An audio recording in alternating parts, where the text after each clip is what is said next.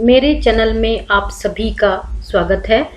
मैं डॉक्टर अंजू ओझा आज आपको अपक्षय के बारे में बताने जा रही हूँ और इसके पूर्व के वीडियो में हमने भू संचलन के बारे में अध्ययन किया था। आज हम यहाँ अध्ययन करने जा रहे हैं अपक्षय या वैद्रिंग के बारे में।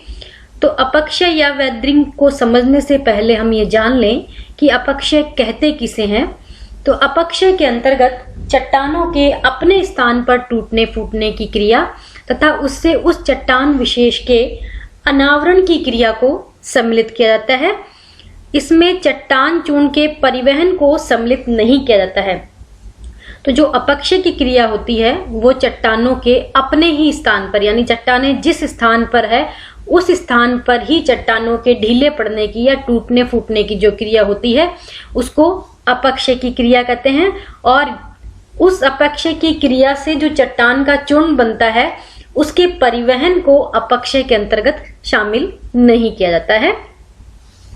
अपक्षय चट्टानों के टूट फूट की वह क्रिया है जिसके अंतर्गत चट्टानें विघटन तथा वियोजन द्वारा ढीली पड़कर तथा विदीर्ण होकर अपने ही स्थान पर बिखर के रह जाती है। तो अपक्षय जो होती है वो चट्टानों के टूटने फूटने की वह क्रिया होती है जिसके अंतर्गत चट्टानें, विघटन का मतलब होता है भौतिक कारकों के द्वारा चट्टानों का ढीला पड़ना और वियोजन का मतलब होता है रासायनिक कारकों के द्वारा चट्टानों का ढीला पड़कर के विदीर्ण होकर खुद के स्थान पर यदि बिखर जाती है तो वो क्रिया कहलाती है अपक्षय। अर्थात चट्टानों का जो है अपने ही स्थान पर टूटना फूटना कहलाता है अपक्षय। अब हम जान लें कि अपर्दन किसे कहते हैं। तो अपर्दन की क्रिया में टूटे हुए चट्टानों के टुकड़ों के परिवहन तथा टुकड़ों द्वारा आपस में रगड़ एवं उनके द्वारा कटाव की क्रिया को शामिल किया गया है। तो अपक्षय के अंतर्गत तो क्या होता है, चट्टानें अपने ही स्थान पर टूट फूट कर ढीली पड़ती है और वो जो टूटा फूटा पदार्थ होता है उसको नदी के द्वारा, हिमानी के द्वारा या वायु के द्वारा या भूमिगत जल या सागरीय लहर के द्वारा एक स्थान से दूसरे स्थान पर ले जाया जाता है। और ले जाते समय वो जो टुकड़े होते हैं वो आपस में भी टकराते रहते हैं। इस प्रकार इन टुकड़ों के परिवहन को और उनकी आपस में जो रगड़ होती है उनके द्वारा जो कटाव की क्रिया होती है उसको अपर्दन में शामिल किया जाता है। यहाँ आप फोटोग्राफ्स के माध्यम से देख रहे हैं कि अपर्दन की क्रिया को दर्शाया गया है। अब हम बात कर रहे हैं अनाच्छादन के बारे में। तो अनाच्छादन में अपक्षय और अपर्दन दोनों क्रियाओं का समावेश होता है, यानी अपक्षय और अपर्दन दोनों क्रियाएं मिलकर के अनाच्छादन कहलाती है। इस प्रकार अपक्षय में केवल स्थैतिक क्रिया और अपर्दन में गतिशील क्रिया होती है। तो हमने अपक्षय के बारे में अध्ययन किया कि अपक्षय जो होती है चट्टानों के अपने ही स्थान पर टूटने फूटने की क्रिया होती है, यानी उसी स्थान पर होने वाली क्रिया है, इसलिए उसको स्थैतिक क्रिया कहते हैं।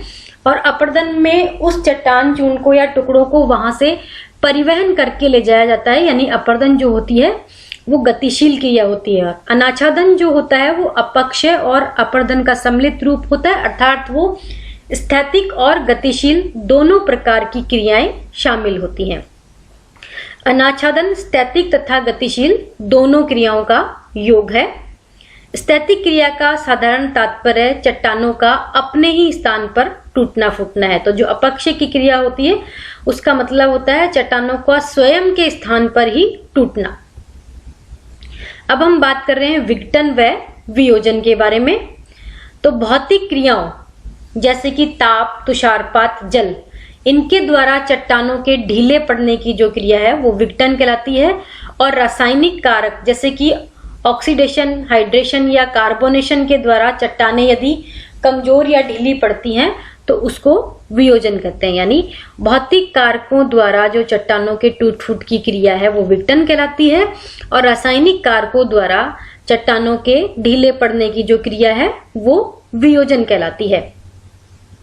यहाँ फोटो के माध्यम से कुछ क्रियाओं को दिखाया गया है। यहाँ ऑक्सीडेशन, हाइड्रेशन और कार्बोनेशन तीनों क्रियाओं को दिखाने का प्रयास किया गया है फोटो के माध्यम से। अपक्षय उन विभिन्न भूपृष्ठीय प्रक्रियाओं का प्रभाव है जो कि चट्टानों के नष्ट तथा विघटन में सहायता प्रदान करती है।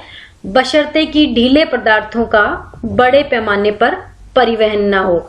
यानी जो अपक्षय होती है उसमें उन सभी क्रियाओं को शामिल किया जाता है जिसमें चट्टानें नष्ट होती है, विघटन होती है, यानी वो अपने स्थान पर टूटती फूटती है, लेकिन जो भी पदार्थ टूटता फूटता है उसका परिवहन जो होता है वो उस क्रिया में शामिल नहीं किया जाता है।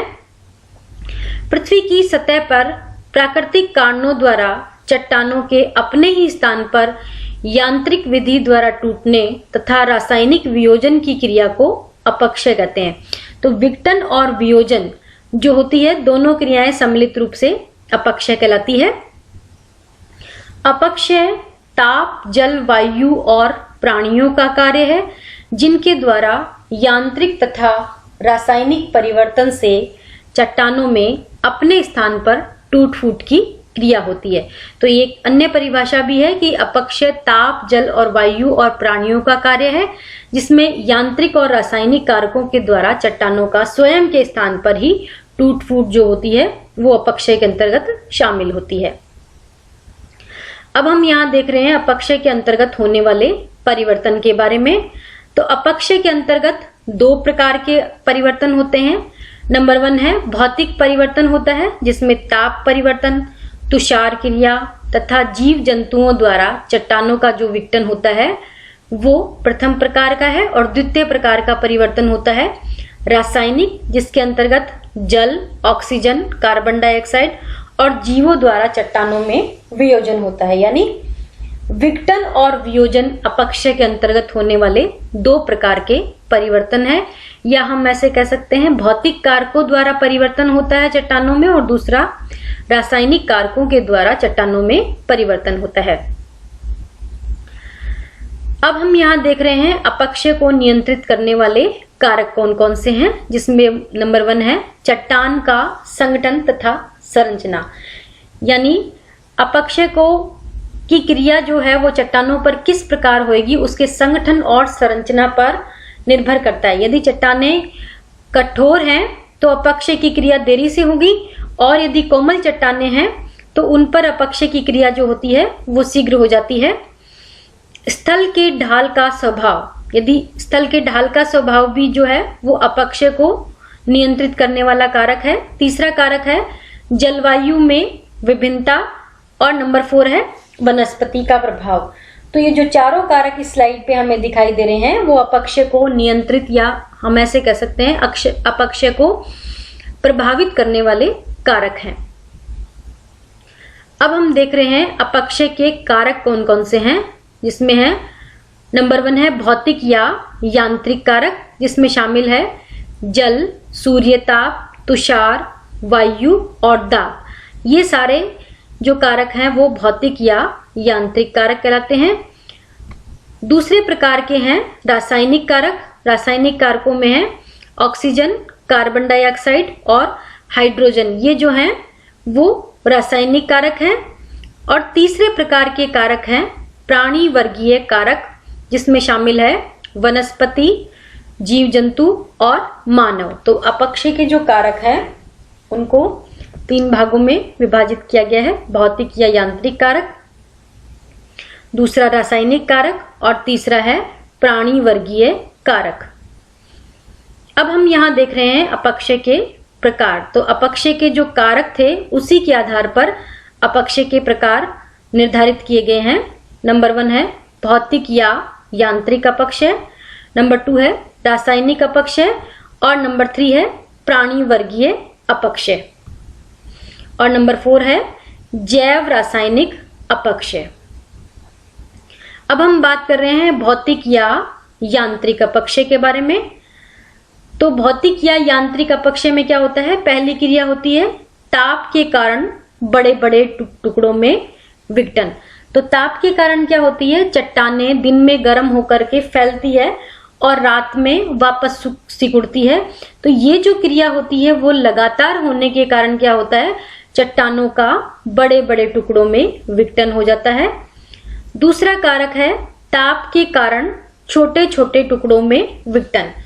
ऐसी चट्टानें जिसका जो हर साइड का जो कलर होता है वो अलग अलग होता है, तो तो उनकी जो ताप को अवशोषित करने की क्षमता जो होती है वो अलग अलग होती है। तो उनका जो विस्तार होगा ताप को प्राप्त करने के बाद में, और जो सिकुड़ने की क्रिया होगी वो भी अलग अलग होगी। तो उसके कारण क्या होगा, चट्टानें जो हैं छोटे छोटे टुकड़ों में उनका विघटन होता है। तीसरा है तुषार के कारण बड़े बड़े टुकड़ों में विघटन। तो जो चट्टानों की दरारें होती हैं उनमें जो पानी होता है, या जो चट्टानों के कणों में जो पानी होता है, उनके रात्रि में जब ठंड होती है तो उसके कारण वो पानी जम जाता है, और जमने के कारण उस पे एक प्रेशर पड़ता है और आयतन का विस्तार होता है, और पुनः दिन में गर्मी के कारण वो पानी जो होता है, वो जो बर्फ जो होती है वो पुनः पानी में परिवर्तित हो जाती है। तो इस प्रकार की जो क्रिया होती है उसके रोज घटित होने के कारण जो चट्टानें हैं वो बड़े बड़े टुकड़ों में टूटने लगती है। नंबर 4 है ताप तथा वायु के कारण अपदलन। और नंबर 5 है दाब मुक्ति के कारण चट्टानों का टूटना। तो भौतिक या यांत्रिक अपक्ष में ये 5 प्रकार की क्रियाएं शामिल है। ताप के कारण बड़े बड़े टुकड़ों में विघटन, ताप के कारण छोटे छोटे टुकड़ों में विघटन, तुषार के कारण बड़े टुकड़ों में विघटन, ताप और वायु के कारण अपदलन, और दाब मुक्ति के कारण चट्टान का टूटना। तो ये 5 प्रकार की जो क्रियाएं हैं भौतिक या यांत्रिक अपक्ष के अंतर्गत होती हैं। अब हम यहाँ बात कर रहे हैं रासायनिक अपक्ष। रासायनिक अपक्ष में होने वाली पहली क्रिया है ऑक्सीकरण या ऑक्सीडेशन या ऑक्सीजनीकरण।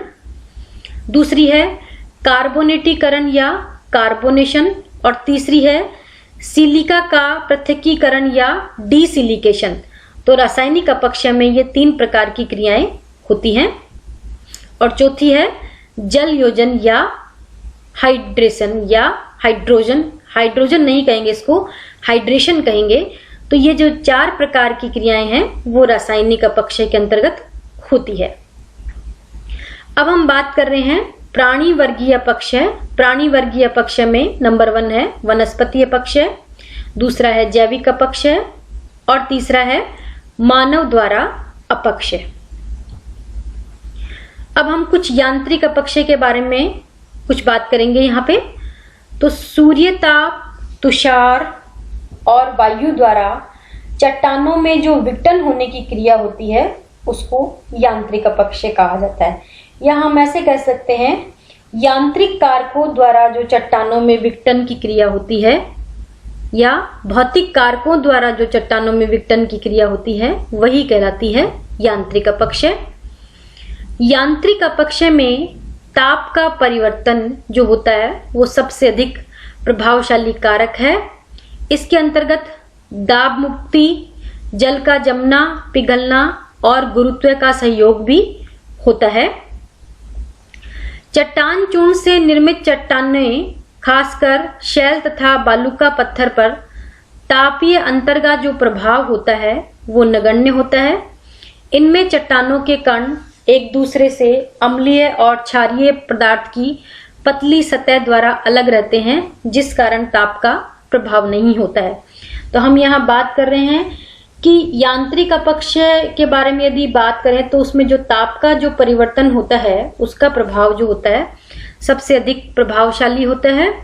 और चट्टान चूर्ण से जो निर्मित चट्टानें होती है, जैसे कि खासकर शैल और बालू का पत्थर, उन पर जो तापीय अंतर का जो प्रभाव होता है वो नगण्य होता है, क्योंकि चट्टानों के जो कण होते हैं एक दूसरे से वो अम्लीय और क्षारीय पदार्थ की पतली जो सतह होती है उसके कारण अलग रहते हैं, जिस कारण उन पर ताप का प्रभाव नहीं हो पाता।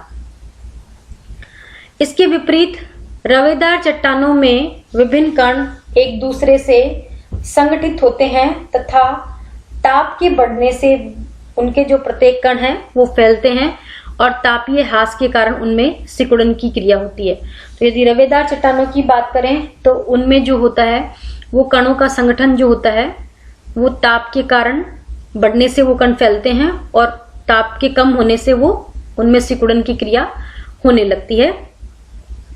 इसी बात को यदि हम ग्रेनाइट चट्टान की परत से समझना चाहें तो यदि ग्रेनाइट चट्टान की परत का ताप 65.5 सेंटीग्रेड बढ़ा दिया जाए तो प्रति 30 से 48 मीटर की दूरी पर 2.5 सेंटीमीटर का ग्रेनाइट की परत में क्षैतिज विस्तार हो जाता है।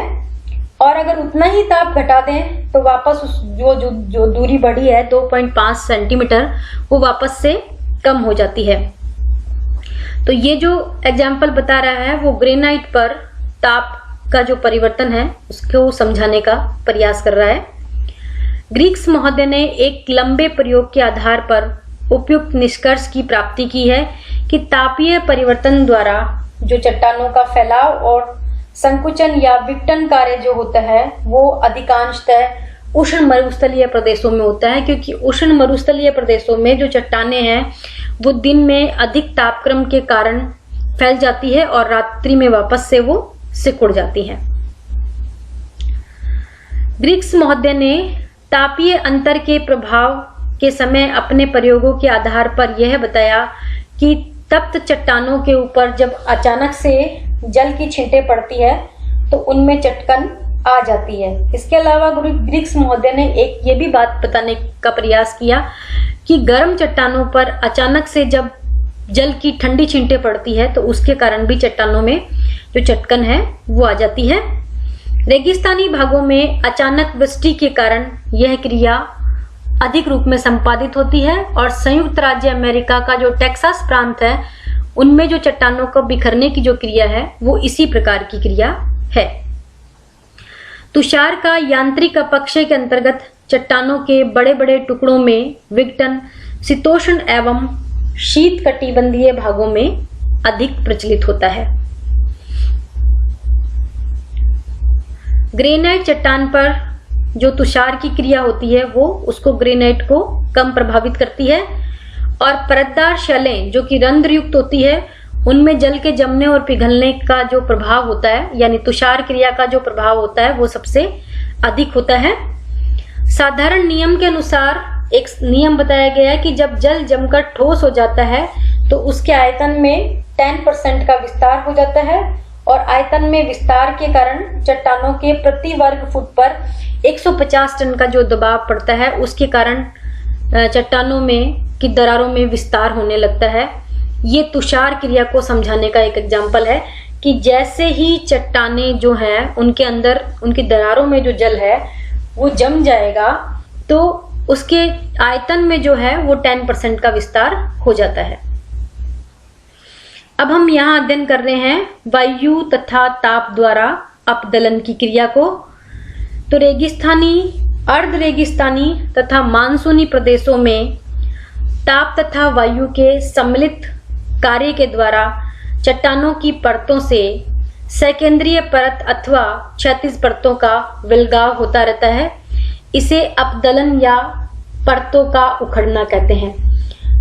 तो रेगिस्तानी, अर्ध रेगिस्तानी और मानसूनी प्रदेशों में क्या होता है, ताप और वायु का जो सम्मिलित कार्य होता है उसके कारण चट्टानों की जो परतें हैं वो एक सेकेंद्रीय परत के रूप में उनका हटना शुरू हो जाता है और इसलिए कहते हैं अपदलन या परतों का उखड़ना कहते हैं। और इस प्रकार की जो क्रिया होती है वो रवेदार चट्टानों में अधिक होती है। उष्ण रेगिस्तानी भागों में तापीय विभिन्नता के कारण, तापीय विभिन्नता अर्थात रात में कम तापमान और दिन में अधिक तापमान के कारण जो चट्टानों में संकुचन होता है रात्रि में और दिन में जो फैलाव होता है उसके कारण चट्टानों का ऊपरी भाग या नीचे वाले भाग जब विभिन्न दर से गर्म होते हैं तो जो क्रिया होती है उसे फ्लैकिंग की क्रिया कहते हैं। अब हम यहाँ देख रहे हैं ओनियन अपक्षय या ओनियन वेदरिंग किसे कहते हैं। वेगवान वायु के संपर्क में आने से जो चट्टानों की ढीली परत होती है वो वहां से हट जाती है और धीरे धीरे चट्टानें क्या होने लगती है, वो नग्न होने लगती है। और यह जो क्रिया होती है वो इस तरह से घटित होती है जैसे कि हम किसी फ्रूट से उसका छिलका उतारते हैं। तो यह प्रक्रिया इतनी मंथर गति से होती है कि इसका अवलोकन नहीं हो पाता है और परतों के इस प्रकार उघड़ने का कार्य ऊपर उठी चट्टानों, छोटी छोटी पहाड़ियों और चोटियों पर अधिक होता है। और इसको एक एग्जाम्पल के द्वारा बताया गया है कि रांची शहर के पास काके गुंबद अपदलन अपक्षय का एक सुंदर उदाहरण प्रस्तुत करता है। इसे ओनियन अपक्षय भी कहते हैं। यहाँ ओनियन अपक्षय को फोटो के माध्यम से दिखलाने का प्रयास किया गया है कि ओनियन अपक्षय किस तरह का लगता है देखने में। अब हम बात कर रहे हैं चादरी विभाजन के बारे में। तो कई आग्नेय तथा रूपांतरित चट्टानें जो होती हैं पृथ्वी के अंदर अन्य चट्टानों के नीचे दबी रहती है, जिस कारण उच्च दबाव एवं ताप के कारण उनमें कणों की संरचना होती है। परंतु ऊपर की चट्टानें, यानी जैसे ही ऊपर की चट्टानें हट जाएगी तो नीचे की चट्टानों पर जो दाब होता है वो कम पड़ता है, जिसके कारण जो दबी हुई चट्टानें होती है वो ऊपर की तरफ दिखलाई देने लगती हैं और दाब कम होने के कारण जो अपक्षय या अपर्दन की जो क्रिया है अब उन चट्टानों पर होने लगती है। तो कई आग्नेय तथा रूपांतरित चट्टानें पृथ्वी के अंदर अन्य चट्टानों के नीचे दबी रहती है, जिस कारण उच्च दबाव एवं ताप के कारण उनमें कणों की संरचना होती है। परंतु जब ऊपर की चट्टानों का अपर्दन के कारण लोप हो जाता है तो ये दबी हुई चट्टानें ऊपर की तरफ दिखलाई देने पड़ती है। फलस्वरूप उनमें से दबाव हट जाता है और इन चट्टानों में दरारें पड़ जाती है, जिस कारण उन चट्टानों पर विघटन की क्रिया प्रारंभ हो जाती है। चट्टानों के ऊपरी भाग में चटकन जो होती है वो लंबवत होती है, इसे चादरी विभाजन भी कहते हैं। अब हम बात कर रहे हैं रासायनिक अपक्षय के बारे में। तो वायुमंडल के निचले स्तर में ऑक्सीजन, कार्बन डाइऑक्साइड गैस और जलवाष्प की प्रधानता होती है। तो यानी वायुमंडल का जो निचला भाग है उसमें ऑक्सीजन भी पाई जाती है, कार्बन डाइऑक्साइड भी, गैस भी और जलवाष्प भी पाई जाती है। लेकिन जब तक इनका संयोग किसी प्रकार की नमी से नहीं होता है तब तक ये अपक्षय की दृष्टि से क्रियाहीन होते हैं, और जैसे ही इनका संयोग किसी भी प्रकार की नमी से हो जाता है या जल से हो जाता है तो ये सक्रिय घोलक हो जाते हैं। रासायनिक अपक्षय का कार्य पृथ्वी की सतह के ऊपर तथा नीचे दोनों क्षेत्रों में होता है। अब हम बात कर रहे हैं पहले प्रकार का रासायनिक अपक्षय या ऑक्सीडेशन, या जिसको हम कहते हैं ऑक्सीकरण। वायु की ऑक्सीजन का संयोग जब जल से होता है तो जल से ऑक्सीजन की क्रिया जो होती है वो चट्टानों के खनिजों पर होती है। इस कारण जो खनिजों के ऑक्साइड हैं बन जाते हैं, जिस कारण चट्टानों में वियोजन होने लगता है। ऑक्सीजन की यह जो क्रिया है वो ऑक्सीकरण कहलाती है। जिन चट्टानों में लोहे के यौगिक अधिक होते हैं उनमें ऑक्सीकरण का जो प्रभाव होता है वो सर्वाधिक होता है। यानी ऐसी चट्टानें जिनमें लोहे के कण जो होते हैं वो अधिक होंगे, वहां पर ऑक्सीकरण का प्रभाव जो होता है अधिक होता है। आग्नेय चट्टानों में लोह सल्फाइड या पाइराइट के रूप में पाया जाता है।